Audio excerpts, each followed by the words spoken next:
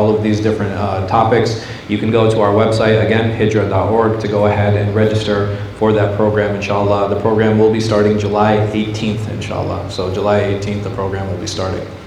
The question I actually received today was very relevant to the political environment, which has to do with abortion. So many of you might be aware that Roe v. Wade was overturned today. And I'll talk about this in two parts. I'll talk about the Shari'i side of it and what the Sharia actually has to say about abortion. And then I'll talk a little bit about what the political implications for this actually is and what they are. So the first thing to understand is the hukum, or the ruling on abortion in Islam. And you have three different rulings concerning it. The first ruling is that it is haram. All of the scholars, all of the four madhahib, they say it is haram.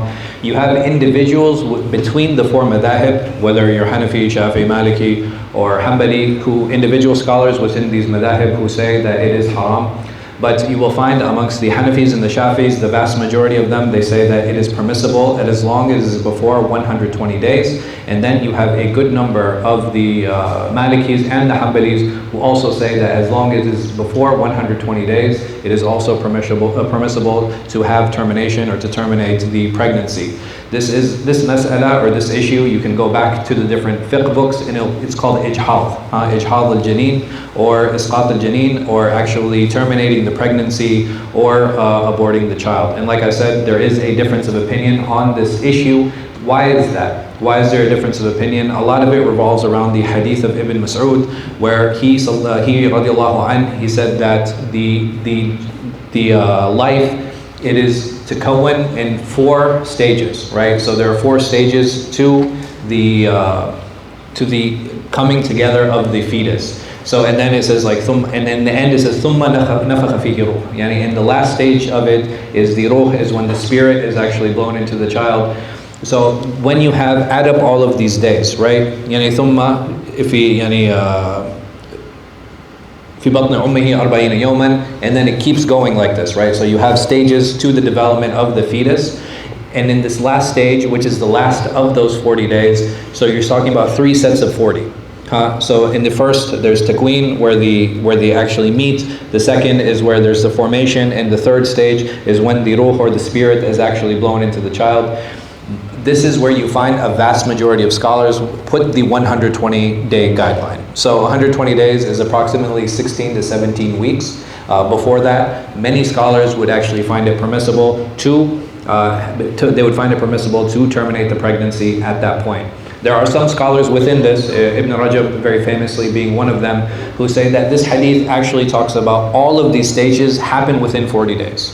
So all of these stages, they don't happen in 120 days, they all happen within 40 days. So therefore, it is only permissible to terminate the pregnancy before 40 days. So before 40 days, you're looking at approximately 4 to 5 weeks, meaning that you would have to almost find out immediately due to the termination in order if you had decided to terminate the pregnancy. But like I said, there are a spectrum of opinions. The most lenient of them are the Hanafis and the Shafis. Even the Hanafis, to the point where they say that the woman does not need permission from her husband in order to do that. And then the other madhahib have stricter guidelines on how to deal with the termination and how to deal with the abortion. The other proof that many scholars use for the allowance of termination or the allowance of the abortion is that the Prophet ﷺ, he used to allow azl, right? So what is azl? Azl is withdrawal. Withdrawal before, I know there are children present, but let me try to word this appropriately. But basically is withdrawal before completion, right? So you withdraw before you complete with your wife, and at this point, what happens is that the woman will lose her egg, right? She'll lose her egg in her cycle. So they say if it's permissible to lose the egg in the cycle, then it is also permissible to do it artificially. And this is why it is permissible to do these things. So these two hadith, the hadith of Ibn Mas'ud and the hadith of the Prophet ﷺ on the allowance of azl, or the allowance of withdrawal, are permissions that many scholars use to allow this, and this is why they permit it, and this is why you will have this 16, 17 week or this 120-day guideline on when it is permissible to terminate a pregnancy.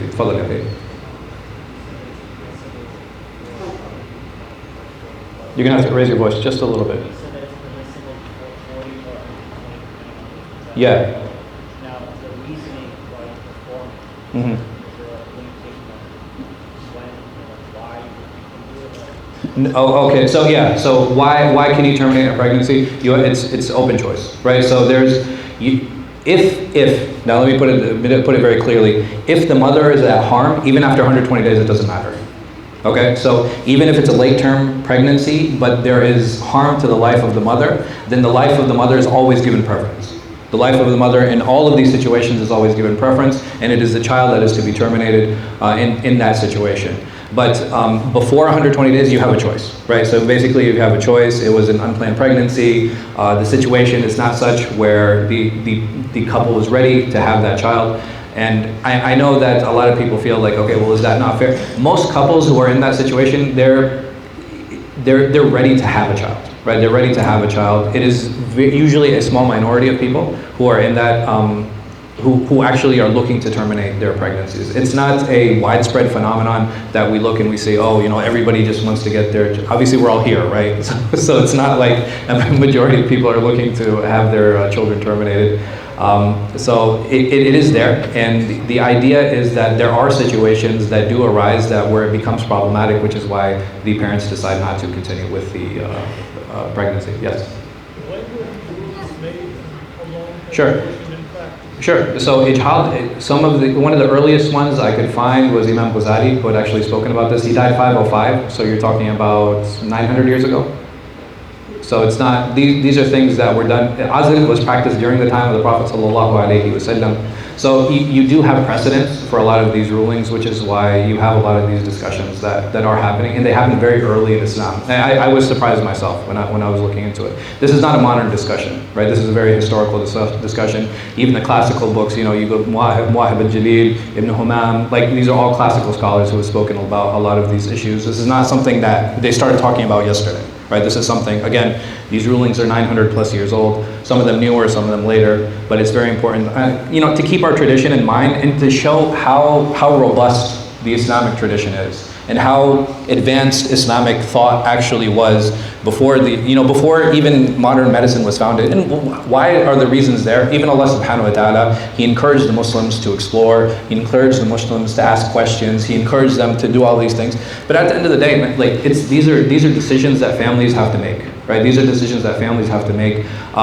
There are situations like, for example, you know, may Allah subhanahu wa ta'ala protect us and our children, where sometimes the children are handicapped, right? You can tell genetic defects pretty early, and some people, they don't have the ability, you know, to have that major lifestyle change or shift in the quality of life of the child.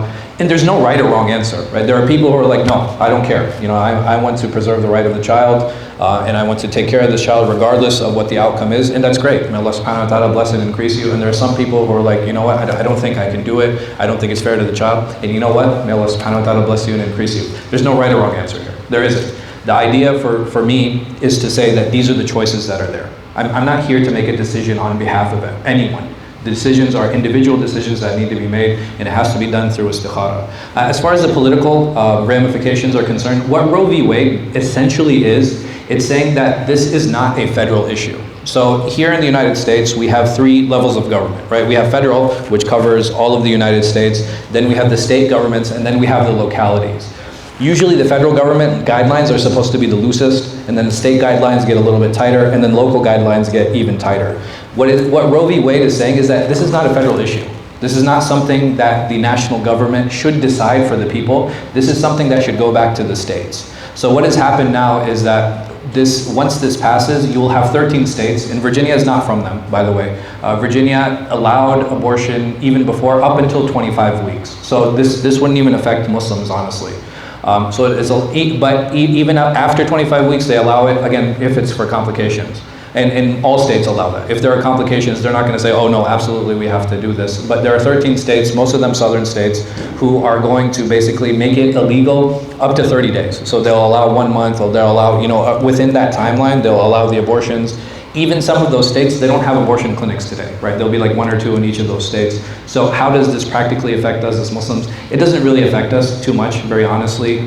Just like alcohol laws don't really affect us, just like tobacco laws don't really affect us, or gambling laws really don't affect us. All of these things are there, right? So alcohol is legal, gambling is legal, tobacco is legal, but us as Muslims, many of us don't indulge or practice those things, the only thing it'll affect us is possibility and availability. But in general, shar'an, whatever we follow in our sharia will always be sharia, regardless of what the American law has to say. May Allah subhanahu wa ta'ala protect us and our families. وأقول قولي هذا وأستغفر الله لي ولكم ولسائر المسلمين كل ذنب خطيئة إنه هو الغفور الرحيم. السلام عليكم ورحمة الله وبركاته.